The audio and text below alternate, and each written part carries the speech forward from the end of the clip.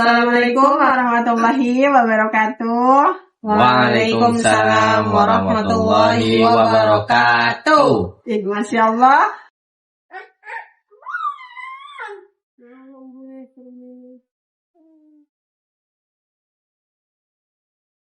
Oh, transfer air kali. Di sini kita bertiga, yaitu suami tercinta dan adik ipar Genzi yang lagi mencari cinta. Enggak. Insya Allah. Nah, alhamdulillah kita balik lagi di obrolan Pak Sutri. Pembahasan kali ini perihal nggak juga perihal dari Genzi, dari percintaan. Dan lagi-lagi permasalahan umat. Nah, yang bakal kita bahas kali ini yaitu terkait asmara, emosi, dan kekerasan. Disclaimer aja ini. Ini disclaimer bahwa di sini kita diskusi. Pertanyaannya, kenapa asmara kok jadi bisa kekerasan? Nah, kita dari sudut pandang Genzi dulu ya. Dari sudut pandang Genzi. Ngelihat kasus ini gimana? Lihat kasus ini gimana? Lihat kasus ini sebenarnya nggak bisa nyalahin dua-duanya juga sih, karena kan dari awalnya aja itu udah salah ya. Terus juga pertamanya juga yang ceweknya terlalu ngerespon, apalagi kan cowok kalau misalkan udah dibales nih, kayak misalkan gue suka sama dia, nah terus direspon sama si cewek, tapi padahal ceweknya nggak demen. Nah itu nanti yang ada malah jadi kesempatan si cowok, makanya jadinya kayak gini, akhirnya ditolak, jadinya dibacok. Tapi karena kan kepancing. Kalau misalkan kalau kitanya nolak nih, misalkan kitanya udah nahan duluan, pasti jatuh taruh lah, pasti nggak bakal ngejar lagi lah, karena dia udah ngasih kejelasan. Nah, kalau misalnya nih ngeladenin terus, padahal bisa nggak ada rasa, bisa kesepian, atau bisa butuh suasana baru gitu, ngerasain yang baru gitu. Lah coba, kalau nggak dilanjutin pasti nggak bakal kejadian. Kalau POV dari cowok, kenapa? Kenapa bisa sampai melakukan tindakan itu gitu? Ini kita belum bahas tentang kondisi secara islaminya ya. Mungkin kita secara POV kenapa suatu kejadian itu terjadi gitu. Bener lah, kayak dari sudut pandang laki-laki kan, ketika dia nih merasa sepertinya ada sesuatu perhatian yang lebih kan, apalagi dia pertamanya mungkin gak expect kan, ini sesuatu lawan jenisnya kayak memberikan umpan gitu ya kan, umpan lambung, kasih ruang, ya ditangkap nih. Nah tapi kan dari situ kan dari sisi laki-laki kan, ketika udah ngeluarin nih, berarti harus ada sesuatu yang didapat. Nah tetapi pada saat dia mengeluarkan sesuatu, tapi sesuatu itu dia nggak dapat feedbacknya, nah itu kan dia jadinya merasa seperti bertepuk sebelah tangan nih. Gitu. Itu bisa dalam arti kasus ini tuh penyebab utamanya tuh asmara, cinta. Iya pasti itu. Pertanyaannya, apakah dengan pembacokan ini itu menjadi solusi ketika sakit hati gitu loh? Dalam Islam tuh gimana? Maksudnya kan ini lagi pula ini tuh terjadi di kampus yang dari namanya aja itu udah Islam. Harusnya dia kan menggunakan solusinya itu secara Islam, pemahaman tentang Islamnya harusnya ada, tapi kenapa terjadi gitu? Yang akhirnya sih tadi dari adekku nih cerita kan, mungkin dari si cewek kalau enggak ngerespon di awal itu enggak mungkin terjadi kan. Ya mungkin di komen-komen kan aku juga ngelihat ya, misalkan ini salah ceweknya ya kan, misalkan pemain dalam tanda kutip, mohon maaf, terus ini mungkin salah cowoknya juga kan, terlalu terobsesi ya kan.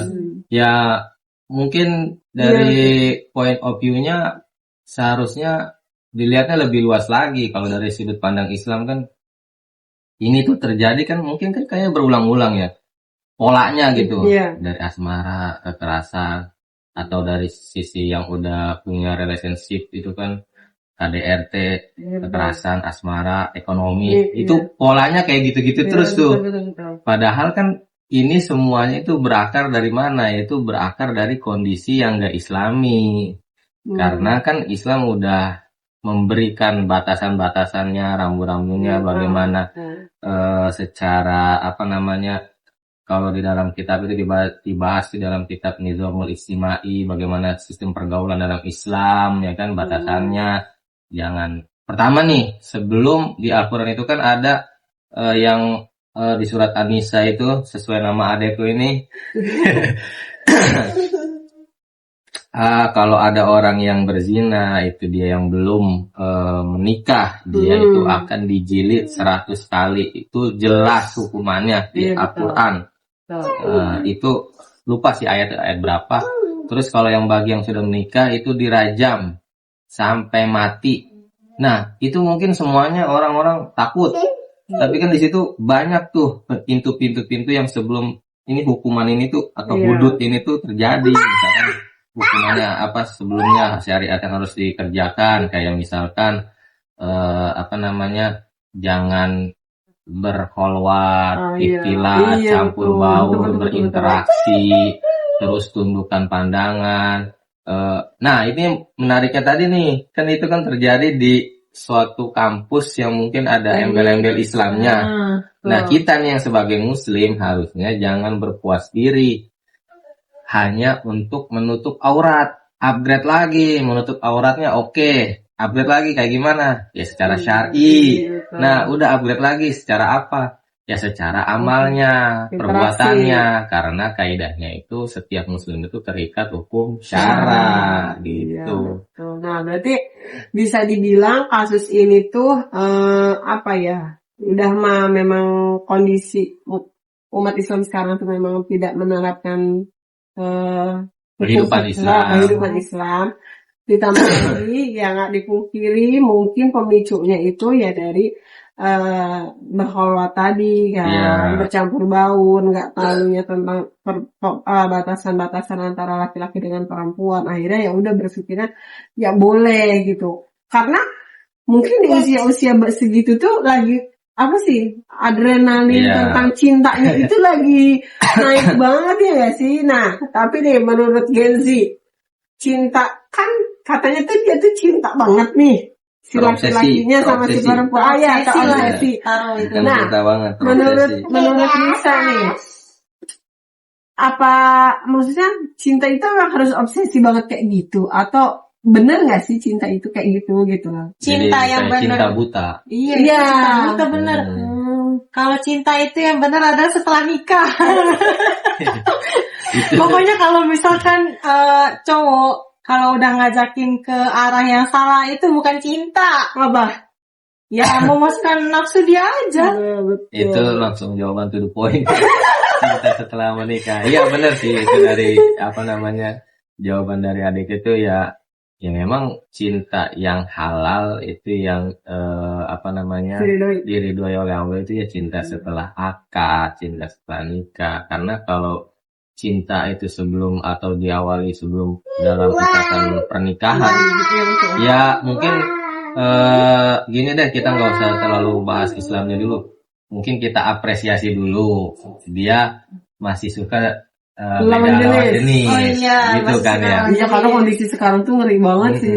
Iya, betul. Ada yang sesuka sama jenis, tapi ini yang poin pentingnya, Islam itu bukan mengekang, tapi Islam itu membatasi dan menjaga kehormatan. Karena kan salah satu apa namanya value dari antara misalkan dari laki-laki, value seorang laki-laki adalah menahan hawa nafsunya, dan sedangkan kalau value dari perempuannya dia menutup auratnya dan menjaga kehormatannya gitu. Jadi Islam juga bukan berarti melarang, mengekang. Bukan.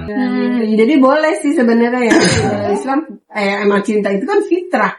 Rasa kasih sayang di dalam Islam itu fitrah, itu udah satu paket sama manusia. Cuman Islam itu punya aturan untuk mengatur itu gitu loh. Jadi meminimalisir dalam arti kasus-kasus yang kayak gini sampai akhirnya masa dari cinta yang katanya cinta akhirnya jadi kekerasan. Di sini tuh berarti kan dia itu ada pemicunya nih. Akhirnya dia langsung muncul rasa marah kan. Iya karena ditolak. Karena ditolak. Iya. Nah, kok bisa gitu dari marah itu langsung berpikir melakukan kekerasan itu. Nah, harusnya kan di dalam Islam ada tuh aturannya ketika kita marah tuh harus bagaimana. Siapa dulu nih? Iya, karena main first. Gimana ya? Mungkin ini kita bahas dari sisi yang udah relationship ya dalam ikatan pernikahan ya. Karena kalau yang tadi kan udah jelas ya, kalau hubungan sesuatu yang diawali sebelum pernikahan itu Islam melarangnya, tapi bukan berarti Islam itu melarang dalam hal suka lawan jenis. Udah bener dia suka lawan jenisnya udah bener, cuman secara relationship-nya, komitmennya itu melalui hubungan pacaran itu yang diharamkan, yang boleh dilakukan. Nah, kalau dalam segi relationship, ya memang betul. Ada tahapan-tahapan untuk untuk meredam marah itu tadi. Seperti ada hadis Nabi kan yang mengatakan la tasdoq walakal jannah. Jangan marah karena nanti bagimu itu surga. Nah, bagaimana cara meredamnya itu? Ya meredamnya pertama ketika, makanya nih kita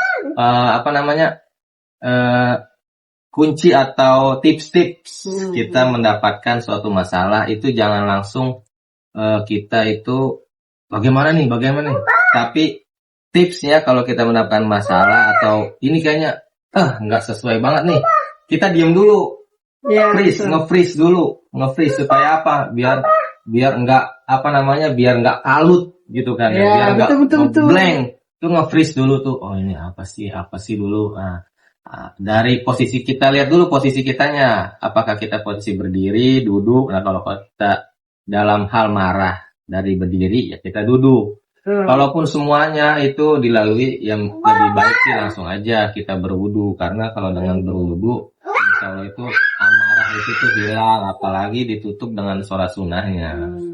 Mungkin berarti ada lah ya, maksudnya bisa mengendalikan, harusnya masih bisa dikendalikan. Jadi jangan langsung emosi dia udah gitu, nggak pikir panjang lagi langsung udah kalut.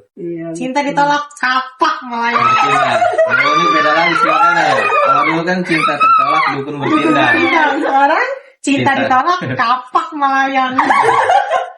Masya Allah, Nisa nih, kan Nisa sebagai Gen Z yang insya Allah mentalnya sehat. Amin. Ngelihat kasus atau kejadian kekerasan kayak gitu menurut Nisa kayak trauma enggak, atau bisa jadi nih si orang pelaku ini atau korban ini memang ada pengaruh dari mentalnya gitu. Trauma pasti ada buat ceweknya ya, apalagi nanti kalau misalkan dia udah sembuh total nih misalnya, nanti dia misal mau deket lagi sama cowok, dia pasti tuh ntar ada rasa takut kenal lagi sama cowok mungkin ya, takutnya dia udah mikirnya langsung ke arah yang pengalaman sebelumnya yang udah terjadi. Itu mental pasti ada sih. Tapi kalau dari cowoknya, kondisi mental si cowoknya menurut Nisa itu gimana? Sakit lah mental dia. Lah, nggak harusnya kalau misalkan dia cinta, kenapa dia bacot? Betul. Harusnya gimana? Mungkin harusnya nih kalau misalkan kita cinta ya sama orang, terus dia nolak atau dia nggak mau, kan kita nggak bisa maksa perasaan orang itu dia harus mau sama kita. Itu mah jatuhnya dia obsesi, kayak lu harus sama gue, kalau nggak gue apain gitu. Itu dia mungkin ya kedewasaan si pelakunya juga, ketika dia ditolak kenapa harus melakukan kekerasan itu? Itu ditolak manusia dia bisa begitu, tapi dia nggak mikir kalau dia ditolak sama Allah, terus dapat murkanya Allah kayak mana? Ya sih? Maksudnya harusnya dia mikirnya ke situ juga. Nah itu mungkin ranah di Karena udah antara. kalut kali dia tuh juga, jadi nggak ada. Nah, itu ranah berarti termasuk ranah pembahasan kepada keimanan dia ya. Iya betul. Sekarang kalau kita menyikapinya kan di bulan suci Ramadan Iya ya. betul lagi, iya lagi. Oh iya lagi kan, bener ya. Oh harusnya iya kan ya. kita Baru di bulan suci Ramadan kan memperbanyak baca Al-Quran ya. Nah, di salah satu hak-hak Al-Quran, hak kita terhadap Al-Quran itu bukan hanya membaca, tapi itu kita itu memahami isinya, memahami artinya. Kalau dia melihat lah, misalkan dia membaca Al-Quran ya kan ada ayat mengatakan ar-rijalu qawwamuna 'alan nisa, terus dia baca artinya bahwa laki-laki itu adalah qawwam, pelindung untuk perempuan, wanita. Kalau dia baca lagi tafsirnya begini nih, rujukannya ini kan kayak gitu ya. Nah, itu dia akan harusnya memahami, dia pasti nggak akan bertindak kayak gitu tuh. Nah, dari sudut pandang yang lain ketika kita mendapatkan cobaan, berarti kan itu sesuatu kodok buat kita, ya kan? Ketika kita melakukan sesuatu, taruhlah dia menanyakan sesuatu kepada orang lain. Nah, orang lain menjawabnya, berarti itu kodok buat dia. Misalkan gue pengen air putih, cuman disediainnya es teh manis. Nah, itu kodok tuh. Tapi respon kita, sikap kita bagaimana ketika kita mendapatkan teh manis, padahal gue maunya air putih. Nah, gitu kan. Nah, lanjutlah pilihan kitanya nih. Pilihan kitanya kayak gimana, respon kitanya kayak gimana. Kalau respon kitanya menyalahkan atau gimana, nggak menerima, berarti itu bisa jadi sesuatu yang akan nanti dihisap tuh. Gitu. Nah, di terakhir ini mungkin ada nggak nih dari Nisa pesan buat teman-teman yang belum nikah? Jangan sampai kejadian lagi gitu, atau salah dalam memahami makna cinta itu sendiri ya. Pesannya itu pertama dari cewek dulu kali ya. Dari cewek, kalau misalkan kita tahu kalau misalkan kita disukai sama orang tapi kitanya nggak suka, itu sebisa mungkin kita harusnya cepet nolak di awal, jangan dilanjutin ya. Kasih kepastian ya. Kasih kepastian langsung, jadi si cowoknya ini juga nggak ngerasa digantung juga. Terus juga jangan apa-apa langsung direspon semuanya, itu nggak bisa tuh kayak gitu. Kita juga harus mikirin perasaan orang. Juga mikir kayak lu mau nggak digituin, ya pasti kita nggak bakal mau dong kalau tidak digantung. Iya kan, kita harus realistis, nggak boleh ngegantung perasaan orang, nggak boleh main perasaan orang, nggak boleh ngerasa sok aku gitu ya. Iya, nggak boleh ngerasa sok aku, jadi ada ini dideketin, oh ada ini, dia ada manfaatnya nih, gue deketin juga lah. Itu nggak boleh tuh kayak gitu tuh. Makanya bisa ada kayak gitu karena kita muncul kayak gitu, karena kan dari awalnya juga udah salah direspon. Harusnya bisa aja kita respon, tapi ada batasnya aja gitu, sewajarnya aja. Itu sih, jangan gampang ngerespon. Betul. Nah, kalau dari Ayah, ada nggak pesan-pesan buat teman-teman yang belum pada nikah, apalagi tuh buat si Gen Z ini yang belum nikah dan sedang mencari pasangan, mungkin mencari cintanya. Tambahannya sedikit ya, kan itu dari kasusnya kan dari ada tugas ya dari sekolah lah, taruhlah misalkan kalau dari sekolah tuh tugas kelompok atau di kuliahnya kan KKN. Nah, di Islam itu ada batas-batasan dan diatur ya, kholwat atau ikhtilat itu yang diperbolehkan ketika kita misalkan berobat nih. Kita mendapatkan misalkan dokter kandungannya cowok, nah itu nggak apa-apa. Terus dalam tenaga pendidik itu nggak apa-apa juga. Kemudian di kendaraan umum itu juga ikhtilat yang diperbolehkan. Nah, dalam kondisi tugas-tugas sekolah atau tugas dalam kuliah, ya itu benar interaksinya. Misalkan ini pelajarannya apa sih, MTK misalkan. Oh, ini rumusnya. Nah, udah cukup segitu aja. Nah, misalkan ada lanjutan nih dari lawan jenisnya. Yuk kita makan siang atau di luar pembahasan tugas itu gitu loh. Pembahasan tugas ya udah cukup ditolak karena kan kalau dari entah itu lupa ya dari hadis atau riwayat apa itu wanita itu yang paling yang paling rendah itu yang mudah bergaul. Ya Allah. Yang mudah bergaul itu. Mudah merespon, tebar pesona. Ah, itu tuh. Wanita yang paling rendah itu nggak boleh nih. Insya Allah ya, maksudnya inilah realitanya kondisi anak muda zaman sekarang. Ngenes banget ya. Ngenes banget gitu Begitu loh. rusaknya, Begitu rusaknya gitu loh iman mereka ya, walaupun di apa ya, diselimuti dengan kepintaran-kepintaran, tapi iman mereka tuh setipis itu gitu loh, sampai bisa melakukan hal kayak gitu. Nah, makasih. Ayo mau duluan? Cukup. Nah, makasih buat teman-teman yang udah nonton. Jangan lupa share. Semoga dari podcast ini ada yang bisa diambil, bermanfaat buat teman-teman semua. Jangan lupa juga di like, dan komen buat diskusinya. Barangkali ada masukan, saran, ataupun tambahan-tambahan boleh. Dan yang baru nonton podcast ini jangan lupa di subscribe. Oke. Terima kasih. Wassalamualaikum warahmatullahi wabarakatuh. Dadah.